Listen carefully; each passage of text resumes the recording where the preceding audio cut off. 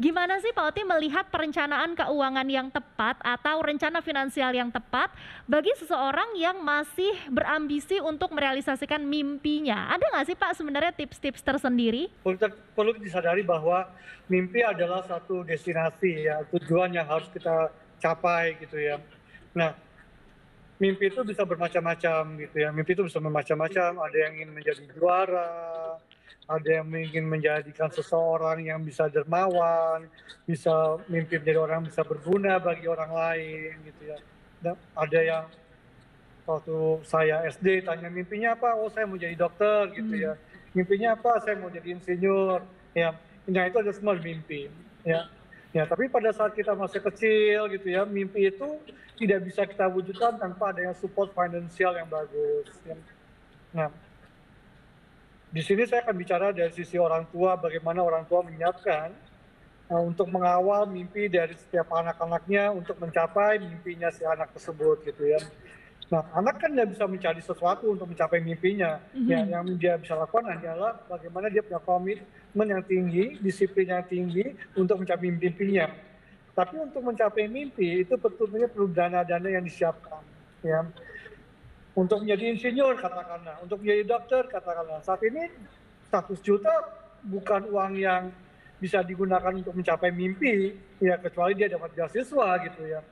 Ya mungkin butuh uang yang besar. Nah, sebagai orang tua selayaknya lah mulai merencanakan dari awal bagaimana caranya agar mimpi si anak ini bisa tercapai. Ya, dengan melakukan penyisian dana setiap bulannya, dengan mengikuti asuransi pendidikan misalnya setiap tahun bayar premi gitu ya. Itu ada beberapa cara yang bisa dilakukan agar kita sebagai orang tua dapat mengawal mimpi anak-anak kita tadi gitu. Nah, lebih begitu ya, Mbak.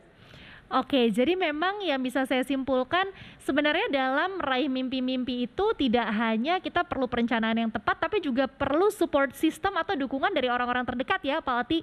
Nah, kalau ternyata nih justru faktor penghalangnya adalah dari orang terdekat bagaimana Pak? Karena kan sekarang tidak bisa dipungkiri ya masih ada stigma bahwa kalau tidak menjadi seorang karyawan atau pekerja kantoran, nanti masa depannya tidak terjamin. Apalagi profesi-profesi seperti saya nih contohnya, seorang freelancer di dunia hiburan, di dunia entertainment. Bagaimana pendapat Pak Oti? Ya, sebenarnya kayaknya dibalik juga sih, apakah sebagai karyawan masa tuanya terjamin gitu ya? Mhm. Tentu tidak juga gitu ya. Nah, yang terpenting adalah bagaimana kita bisa mempersiapkan diri kita sedini mungkin agar nanti pada masa tua kita mempunyai dana yang cukup sehingga kita bisa melanjutkan kehidupan kita. Ya nggak? Mau jadi Betul. karyawan, mau jadi non karyawan gitu ya, mau jadi atlet sekalipun gitu ya, dokter, lawyer gitu ya. Ya, kita butuh perencanaan untuk mencapai masa depan kita. Tentunya itu tidak gampang, butuh disiplin yang kuat, butuh komitmen yang kuat. Ya, kita belajar banyak lah dari apa yang dilakukan oleh Mbak Iren. Pasti Mbak Iren mencapai mimpinya perlu dengan komitmen, perlu dengan dedikasi, perlu dengan kerja keras. Sama juga pada saat kita mau mencapai sesuatu pada saat pensiun, mau karyawan, mau tidak karyawan, mempunyai peluang yang sama untuk hidup sejahtera pada saat pensiun. Tetapi pertanyaannya adalah seberapa besar dia komitmen, seberapa besar dia disiplin, seberapa besar dedikasikan waktunya untuk meluangkan berpikir mau apa saya pada saat masa tua nanti. Gitu, Mbak.